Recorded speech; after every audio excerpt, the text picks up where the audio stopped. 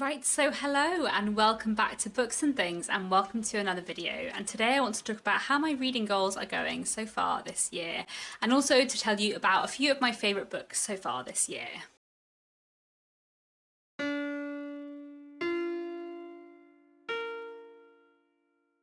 So every year, halfway through the year, I like to do a bit of a reading goals check-in and see how I'm doing on my goals. And my goals so far in 2024 are going mediumly. Some goals are going really well, some goals are going less well. I feel like the first half of the year has been very busy, and I feel like I haven't been especially focused on my reading goals because there's just been a lot of other things going on. So I thought it would be nice to talk through them today. And then I also thought I would talk about a couple of my favourite books of the year so far, because I've read a lot of amazing books so far this year, and I've read lots of books in the first half of the year that I'm sure will make my sort of favourite best books of the year video at the end of the year. But there are four like real standout absolute favourites that I thought I would tell you a bit about today at the end of the video. So as always, I have a sort of list of goals and then a goals spreadsheet checklist thing, which I always really enjoy. And I had a few sort of like reading adjacent goals before my reading goals for 2024. One of which was to watch more screen adaptations of books, which I have not been doing at all. I don't think I've watched a single screen adaptation of a book in 2024 to my knowledge. Actually no, I went to see June Part 2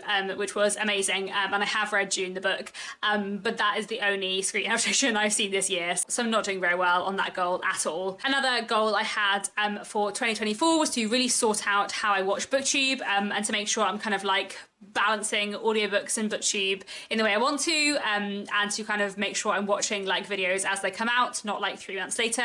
I do feel like I've really managed to do this in 2024, which is really nice. Like I feel like I've been really happy with my BookTube watching, and I feel like I've been watching a lot of BookTube and making time for it, and finding lots of new people, which has been really nice, and something I feel like I hadn't done for like a whole year before this year. So I'm really pleased with that, and hopefully that'll continue throughout the rest of the year. And next, let's turn to my reading goals. So as always, I set myself a Goodreads challenge of 100 books, which I basically always know that I'm gonna go beyond. And indeed, at this point, halfway through the year, working on where I was at the very end of June, I have read 73 books. So, you know, I'm well on my way to reaching 100 books in 2024. And then another of my big goals for 2024 was to really get my physical TBR down, which I'm doing okay on. So at the beginning of 2024, my TBR stood at 54 books. And I got it really far down in the month of April during the TBR Clear Out Readathon, and then I did acquire quite a lot of books in May and June. So now my TBR stands at 39 books. So I'm not doing too badly. I would like it to be smaller, but hopefully I can get the TBR down by the end of the year. And then I also have my little TBR jar, which contains on slips of paper the names of all the books that were on my TBR prior to Christmas 2023. And this had 47 titles in at the beginning of the year, and I said I wanted to get it down to like less than 5, I think I said.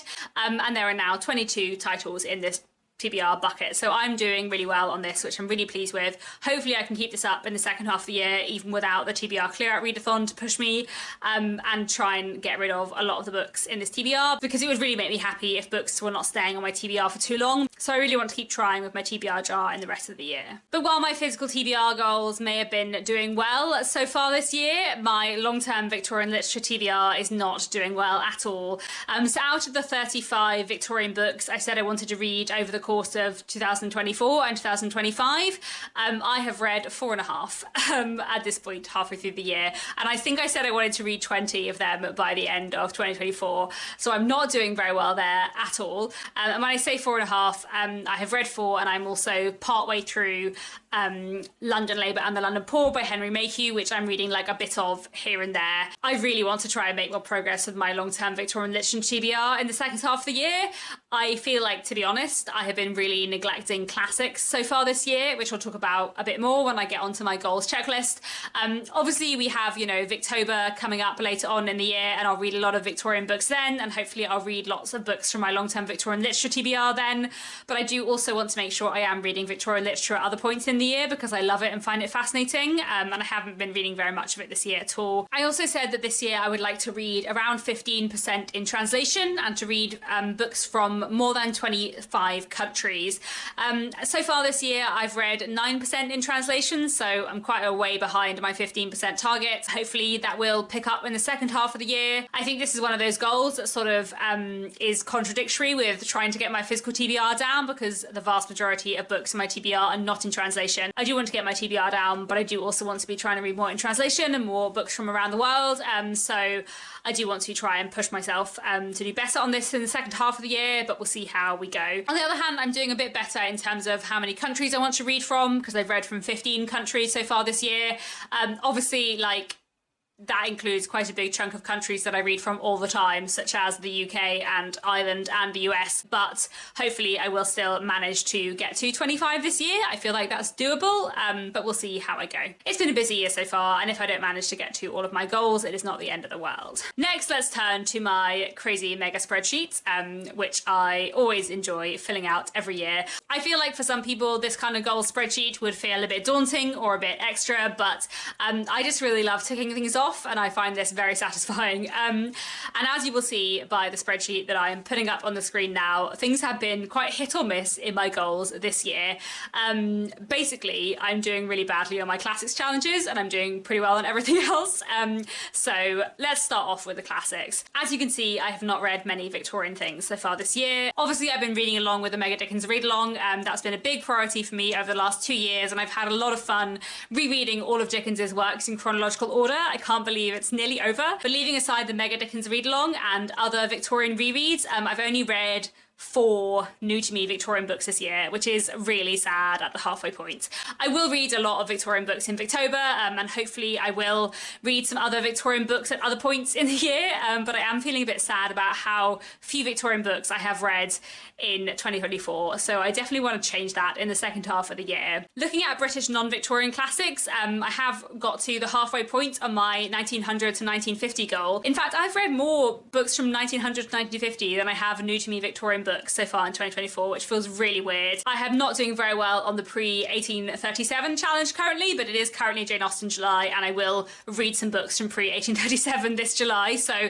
that goal will look very different by the end of July. So a bit of a mix so far. And when we turn to my international classics, I am not doing very well here. I'm definitely not halfway through. Every year I pick sort of 3 countries that I'm going to try and read classics from in 2024, and I'm not doing very well this year. Like, I haven't even read any classics from the Philippines yet. I have one on my physical TBR, which I will hopefully read quite soon, but I haven't read any yet, so that's a real shame. I feel like this is not where I want this goal to be at the halfway point in the year. And you know, the point of this goal spreadsheet is always for it to be a fun challenge, rather than that I'm going to be terribly sad if I don't tick everything off. It's not the end of the world if I don't tick everything. I never intend to tick every single box off on this spreadsheet, because there are just too many boxes, but I do feel like my reading so far in 2024 has been very like new release, 21st century focused, and I think in general my year does tend to skew more contemporary in the first half and more classics based in the second half, because of Jane Austen July and Victober in the second half of the year, and because I read along with the Walter Scott Prize for historical fiction in the first half of the year, which is all new release historical fiction. But I do feel like I have been neglecting classics a bit in 2024, and that makes me feel a bit sad. So I think maybe in August I'm going to try and have a bit more of a classics focus month, and read through some of the classics that are on my physical TBR that I'm really excited to get to, that I just haven't got to yet, some of which are Victorian, some of which are for my international classics challenge. I've definitely got a classic from Canada and from the Philippines on my shelves to read, as well as some Victorian books and other classics, and I just really want to try and actually get to them in August. I do have some review copies and things I need to read in August too, but maybe apart from them I'll try and be a bit more focused on classics. And as we can see, moving on to my modern fiction sections, one of the main reasons why I have not read very many classics so far this year is because I've been reading a ton of historical fiction, which is obviously great. I love historical fiction, it's fantastic, and as I said, I read along with the Walter Scott Prize for historical fiction, and that counts for a lot of the ticks here. But I do feel like while I love historical fiction, I have been reading lots of historical fiction at the expense of classics, which makes me sad because I love classics too. But I'm doing very, very well on my historical fiction challenges, and I will tick this off by the end of the year, no problem, and probably like within the next few months. I can't in fact remember how many works of historical fiction are on my TBR for Jane Austen July, so maybe I'll have even ticked this all off in a month, which which is too early. Just love historical fiction, what can I say? But I also love Victorian literature, and I haven't been reading enough of it, so, you know. Anyway, I'm also doing pretty well on my, like, modern other fiction section. I think mostly because I've been reading quite a lot of stuff from my TBR, quite a lot of which kind of tied into these prompts, and I'm doing kind of mediumly on reading modern books from around the world. I'm not doing quite as well as I'd hope at the halfway point, but I'm not doing terribly. Although I've only read one Japanese book so far this year, which is sad, so I definitely need to pick that up in the second half of the year, because I always love reading books translated from Japanese. When it comes to reading new releases published this year or due to be published next year, I'm already over the halfway mark. I have been reading quite a lot of new releases. I think most of these are probably review copies, and I'm probably getting more review copies now than I used to. And then finally, the last couple of sections of my spreadsheet, we have the not a novel section, which is looking very, very bare. Basically, I set myself a lot of very big goals for reading plays, short stories and poetry, because last year I was in a book club and we were reading a poetry collection, a play and a short story every single month. And basically, because we've all been really, really busy this year, the book club has gone on hiatus. And hopefully we'll pick up the book club in the second half of the year. If not, I will probably still tick some other things off. I do actually have quite a lot of short story collections on my TBR, and poetry is always quite quick and easy to read, and I feel a bit sad that I've only read like 4 poetry collections this year, so I definitely need to read some more poetry in the second half of the year.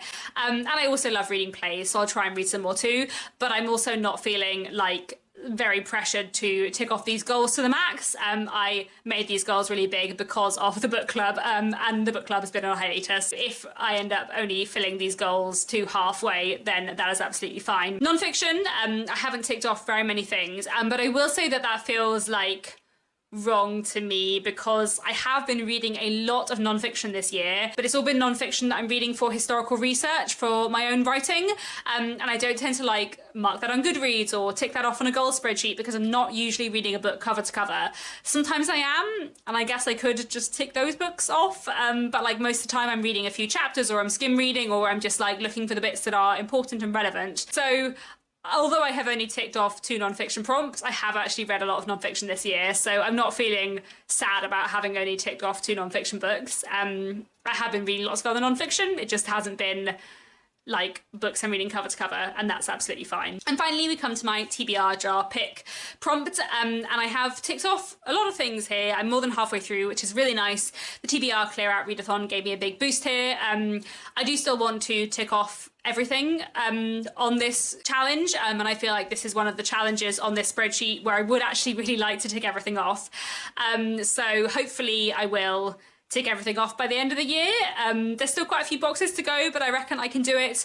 And yeah, I think hopefully in August, as I said, I'm going to try and focus on the classics on my TBR, which would actually tick off quite a few other boxes here.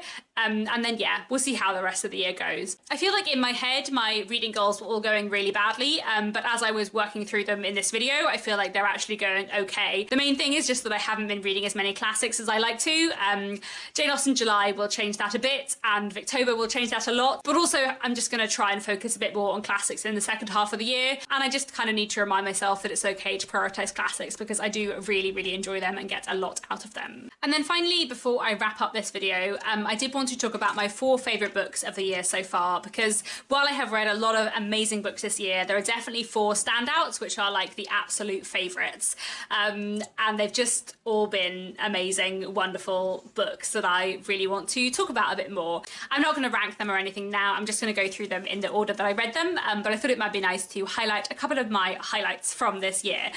So one book I wanted to mention is Gwen and Art Are Not in Love by Lex Croucher. This is a YA historical fiction novel set in the medieval period, about Gwen and Art. Gwen is a princess and Art is the young man who she is destined to marry and who she hates. But they end up forming an uneasy alliance once they both stumble across each other's secrets. Each other's secrets being that Gwen has a massive crush on the only female knight of the realm, and Art is more interested in having relationships with boys than he is in having relationships with girls. And these two kind of end up forming this uneasy alliance and growing friendship. And there is so much that I love about this book. It is a joyous, queer, historical YA novel, but although there are a lot of great love stories going on in here, it's also such a wonderful, magical friendship novel, and it's also really, like, pacey, and the ending of this book was just amazing and not what I expected at all, but so well done. And I think I said when I wrapped this up, when I read it at the time, I've had the pleasure of working on Lex Croucher's adult fiction in an editorial capacity, and I do think like when you've worked with an author as an editor, like you're very, very emotionally invested in their career in like a different way. And I know I love Lex's writing, like I just think they're hugely, hugely talented, but I just thought Gwen and I Are Not in Love was just fantastic. So I highly, highly recommend it, and it has made me think that I should read more YA and YA historical fiction in the future, because I just love this so much. And then the next favourite of the year was definitely Cuddy by Benjamin Myers, which is a work of historical fiction that I read because it was longlisted for the Walter Scott Prize, and I just thought it was absolutely incredible. Cuddy is this amazing epic novel telling the story of St Cuthbert and Durham Cathedral.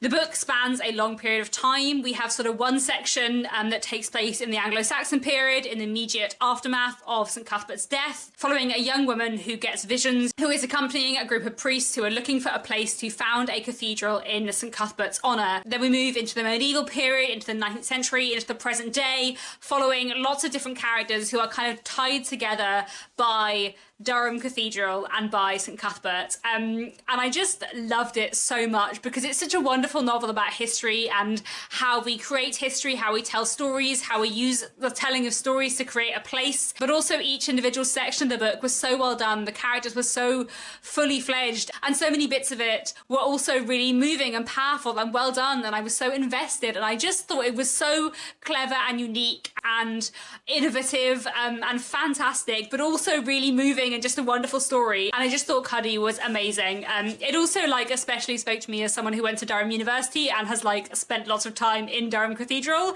and in Durham like city centre, so that was lovely too, and I just thought it was incredible. Another book that was an absolute standout to me this year was The Mars House by Natasha Pulley.